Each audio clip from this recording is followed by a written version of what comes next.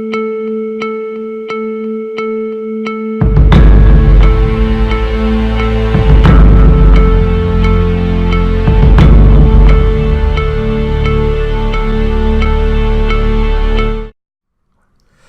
everyone, my name is Jose De La Cuesta and I am a Community Outreach Coordinator here at Miracle of Love. Sitting next to me is the fabulous Mulan. Say hello, Mulan. Hi everyone, I'm Mulan Montrese Williams and I'm so happy to be here today. This week is Transgender Awareness Week and we decided to do a different approach for this week. We decided to actually sit down and talk to Miss Mulan, who is a transgendered female. Did I say that right? Yes. Okay, just want to make sure. So we decided to sit down today and have a brief conversation about some of the issues that the transgender community faces. So please sit back, relax, have a glass of wine, and let us know what you think. So Mulan, tell me a little bit about yourself. Well, I'm 38 years old. I'm here from Orlando, Florida, and at the present time I'm doing volunteer work at the Miracle of Love. I do HIV testing and also HIV counseling. How did you get started with Miracle of Love? I got started with Miracle of Love.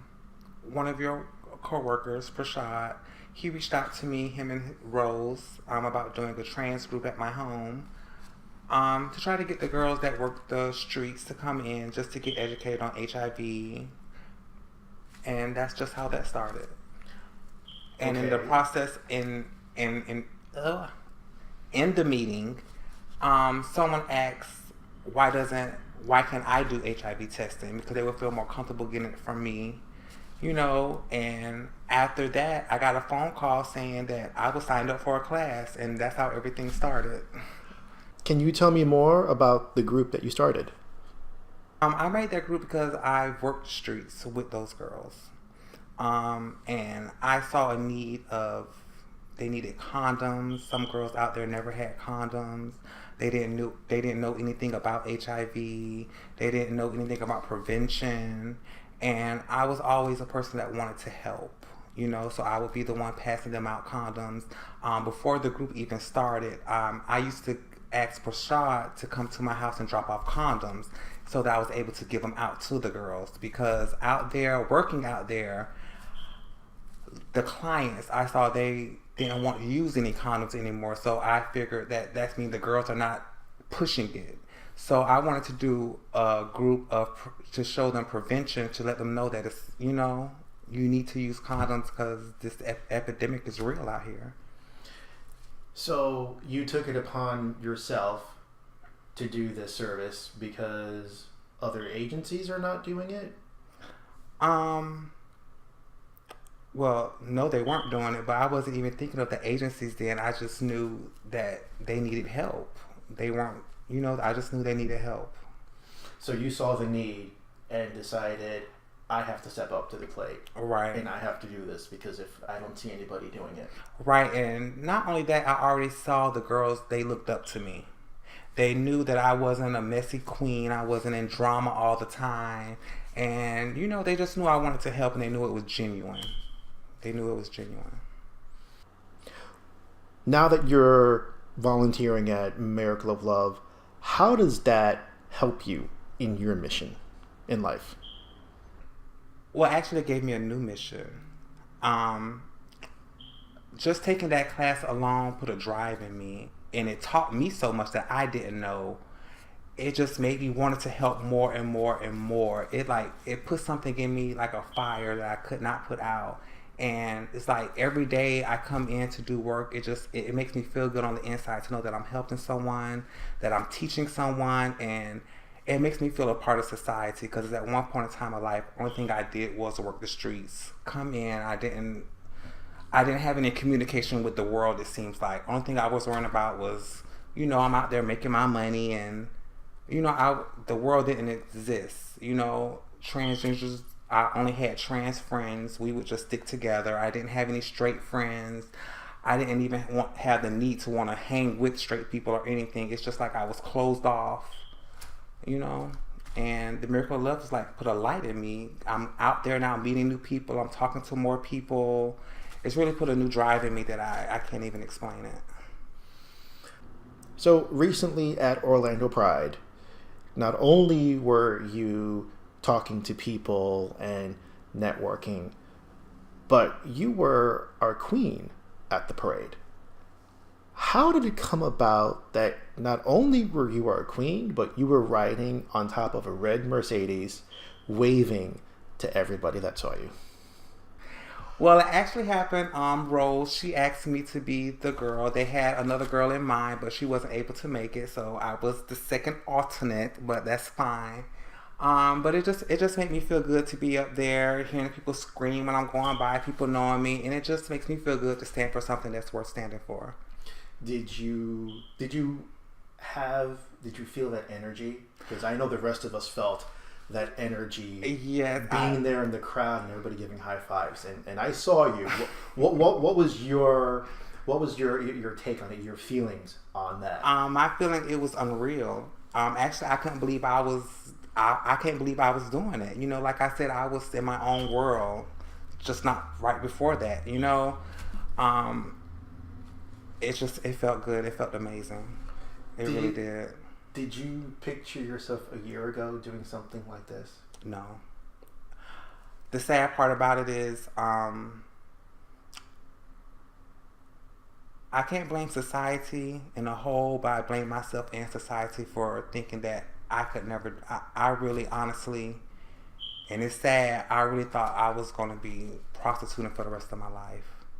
I really did. I just didn't think I could do anything. It's like when I was 19, I was looking for work, and the last straw was trying to get a job at Lane Bryant. And I got the job, and the lady just said, you have the job, but when you come in, you can't come dressed as a woman.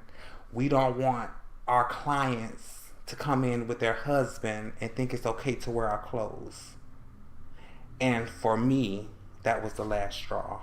I wasn't going to go through that rejection anymore. And that's when I started working the street. That was it for me.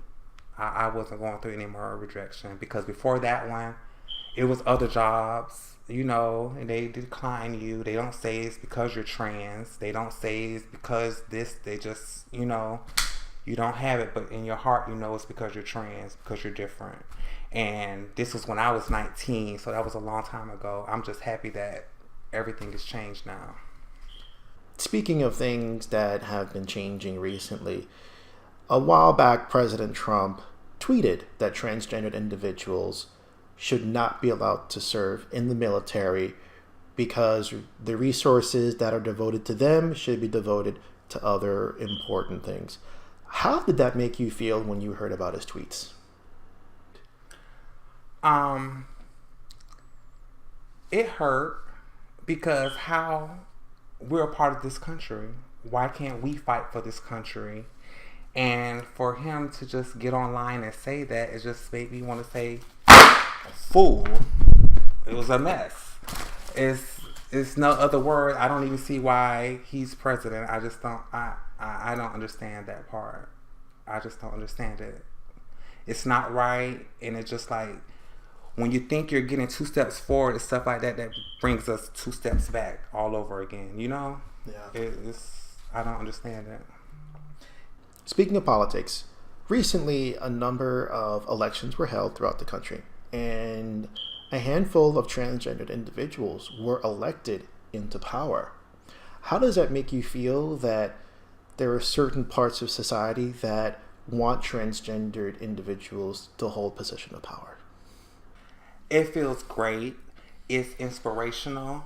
It lets me know that there's hope for the future and everything. And my big thing is, I just can't wait till it's not news anymore. I can't wait till it's common. I just can't. I'm waiting for that moment. I hope I live in the lifetime that happens. I just can't wait till it's just common. You know, it's not a big spectacle. Spectacle. I just can't wait till it's like we're just like we live like normal people. You know, I just can't wait for that happens. So that's the day that you want to see, where you're not the transgender community is not a spectacle in the news. Right. So we're not on the news about the bathrooms and all that kind of stuff, where it's just like regular life, where we're not different, where we're just treated like regular humans. You know, if a lady would have been elected, it just would have been, you know, with us, it's like, oh, we got, you know, I just can't wait till it's common, to everyone just respects everyone as one. Speaking about the bathroom situations, how does it make you feel that they want to make laws where a transgendered individual cannot go in the bathroom that they identify with? They have to go to the bathroom that they were biologically born. How does that make you feel? To be honest, I didn't let that affect me, because I'm going to the women's room regardless. I've been going to the women's room since high school. I almost got expelled for going to the girls' bathroom, and I let them know then, I'm going to go in the girls' bathroom. Ask the girls, do they have a problem with it, because I'm not going into the men's bathroom. And I still feel that same way today, law or no law. I will go to jail going into the women's bathroom. I'm not going into the men's room, no. So I didn't let that affect me. I didn't give it two thoughts. I felt bad for the girls who was having it on their mind, but me, I knew I was going to the women's bathroom regardless. That wasn't no question. Do you think that we need to have more positive images and positive stories about the transgender community, so that the younger generation doesn't have to worry about going to the bathroom or having to go to a special bathroom just for the transgender individuals? Exactly. I can't wait for that day, and again, I hope I'm here for that day. These bathrooms with the, what are they saying now? I think they're gender neutral. Gender neutral, yeah. Yeah, I've seen some of the bathrooms where everybody's. That's just bringing attention to us. I mean, if you live your life as a woman, just go to the restroom. I'm not looking for a gender sign. I'm going to the women's room. I'm going to the women's bathroom. That's just it. So recently, someone told me that you have a mantra. And it's, if I remember correctly, it's from tricking to testing. What is all that about? It's me living my truth. I've never been embarrassed about my past of being a prostitute, because I feel I had to do that to survive, you know? And they weren't giving us jobs back then. They were discriminating against us so much back then, in my day of looking for a job, to it's I can't even explain all the hardship it was. But I use that phrase now because I'm doing tests now. I left that life behind me. Thank God I'm still here. Thank God I'm still healthy. And I just like that catchphrase, because that's it's the truth. I went from tricking to testing, you know, trying to help my community, trying to help my girls. I mean, it's the truth. I'm living my truth. How so you're part of the story that you're saying is that the rest of the world didn't give you a job or didn't want to take a chance on you, and that in your mind led you to the streets. I'm not gonna say it led me there. I gave up, and I saw other girlfriends of mine surviving, and I took the easy road. Were there a lot of dangers in the profession of working the streets? A lot. I've been raped. I've been robbed. It was hard. I was always being judged by other gay people from what I chose to do. I was looked down on. But one thing I was taught with my mother is to always hold your head up high, no matter what you do. And it's not what you do, it's how you do it. Even though I was prostituting and people may look down on that, but I was also helping people. You know, I feed the homeless on holidays, you know, that money came from prostitution, you know. I mean, it's just, I was always taught never to be embarrassed of what you do or who you are. And prostitution is a big part of my life, and I will never down it. And I lived a good life. I never really wanted for anything. I've always had to find things. I mean, God was good to me. My story could have been different, you know, and I feel I went through all that I went through for this moment here. You know, I can test someone and tell them my testimony, you know, right. And that makes me feel good. You know, I can talk to a young transgender out there working to let her know you don't have to be out here if you don't want to be out here. You know, everything's different now. You know, everything I went through, I'm happy I went through it. Very happy. Speaking about the gay community, I've noticed that there is a difference when it comes to I want to say it's the inequality that I see between gays and lesbians and the transgender community. How does that make you feel that gays and lesbians are more accepted and have more rights than the transgender community? Well, it's not right at all, but me and my friends always talk about how the gays and lesbians treat us in the society, in the gay society, in the clubs, or all that. And I let them know, like, my feelings is sometimes they only look at us as for being on show, on stage, being a mother to them when they've gotten kicked out of their home and everything. But when it comes to treating us equally in society, it's not there. The straights, they always look at us like we're freaks, but they'll accept the lesbians before they accept us. And it hurts, you know? It really hurts. It really does. What do you think that the gay and lesbian community can do for the transgender community? Love us. Treat us like you treat your friends, like your lesbian sister. I mean, we're no different. We're not just here for show. You know, we have feelings. We bleed the same blood. We have feelings. Just treat us the same. You know, we're no different. We're just trying to live our truth. I mean, we let you guys live yours. Let's let us live ours. I agree, and you know we love you. Yes. We love you. I feel so much love here at the Miracle of Love. The Miracle of Love has really changed my life. It's got me going out more. I mean, like I said, I was in my own world. I didn't go out. Being at the Miracle of Love, it gets me out. I've been going out to the clubs more lately. I do testing at Walgreens. That gets me out. That gets me into the straight society, and I love it. I'm just having fun. It's making me feel like I'm a teenager again. It's like life is starting all over for me. It's like a whole new life. So how does family fit in Mulan's life? I talk to my mother, calls me every night, and my mother's one of my biggest fans. No matter what I'm doing, if I'm prostituting, if I'm anything, I'm so proud of you. You're so beautiful. I love you for being who you are. And I always let her know, well, you told me to do this, you know. But recently, about a week ago, my mother told me that she was proud of me for doing with the volunteer work and everything. And honestly, that was the first time it meant something to me, because I felt like I was really doing something that she can be proud of. And it really made me feel good. It really did. When I got off the phone with her, I was crying about it. It just felt so good to hear her say that I'm proud of you, and I was really actually doing something that she can be proud of. Because, honey, if that woman would be proud of me if I told her I dyed my own hair, she'll be proud. You know, that's the kind of mother she is. You know, she's just always trying to motivate me and everything, but giving her something to actually be proud about made me feel good about myself. It felt good.